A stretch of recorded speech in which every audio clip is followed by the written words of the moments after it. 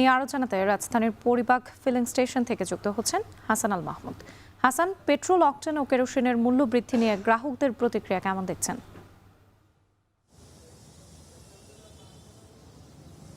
রাত্রি, ধন্যবাদ আপনাকে। আমরা সকাল থেকে দেখছি যে প্রত্যেকটি ফিলিং স্টেশনে কিন্তু নতুন যে দাম বৃদ্ধি করা হয়েছে সেটি কিন্তু কার্যকর করেছে ফিলিং স্টেশনগুলোতে, এবং আমরা দেখতে পেয়েছি যে এর মিশ্র প্রতিক্রিয়া কিন্তু আমরা দেখতে পাচ্ছি গ্রাহকদের মধ্যে, বিশেষ করে যারা রাইড শেয়ারিং বিভিন্ন অ্যাপসের মাধ্যমে যারা রাইড শেয়ার করে এইসব বাইক চালকদের কিন্তু মিশ্র প্রতিক্রিয়া। তারা বলছেন যে এতে তাদের যে নিয়মিত ইনকাম সেটিতে আসলে অনেক বেশি প্রভাব পড়ছে, এবং এক্ষেত্রে তারা কয়েক দফা আসলে এই তেলের দাম বৃদ্ধি সেটি কিন্তু তারা কোনোভাবে মেনে নিতে পারছেন না, এবং তারা এই ক্ষেত্রে সরকারের অনেকটা সমালোচনা করছেন যে আসলে দাম নিয়ন্ত্রণে রাখাটাই সরকারের জন্য উচিত ছিল, এমনটাই কিন্তু তারা বলছেন। অন্যদিকে আরও কিছু গ্রাহক রয়েছেন যারা নিয়মিত উবার কিংবা এরকম রাইড শেয়ারিং করেন না, সেক্ষেত্রে তারা যেটি বলছেন যে দাম বৃদ্ধি করার পরেও যদি নিয়মিত তেল পান এবং কোনো ধরনের ভোগান্তি ছাড়া, সেক্ষেত্রেই কিন্তু তারা বলছেন যেটি অনেকটা স্বস্তি তাদের ক্ষেত্রে।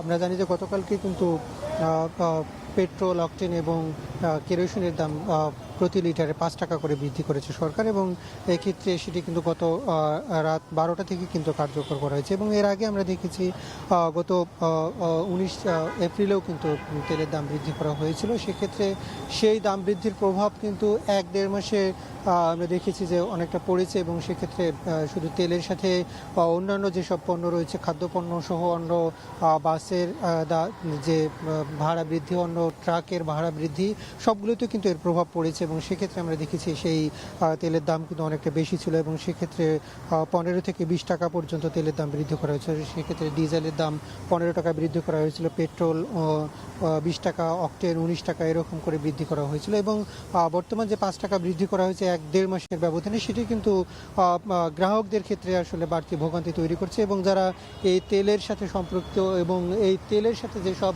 সেবা এবং খাদ্যপণ্য নির্ভরশীল, সেগুলোরও কিন্তু দাম বৃদ্ধি হতে পারে। সেক্ষেত্রে সাধারণ মানুষের জীবনে আসলে একটা ব্যাপক প্রভাব পড়বে, এমনটাই কিন্তু মনে করছেন সাধারণ ভোক্তারা।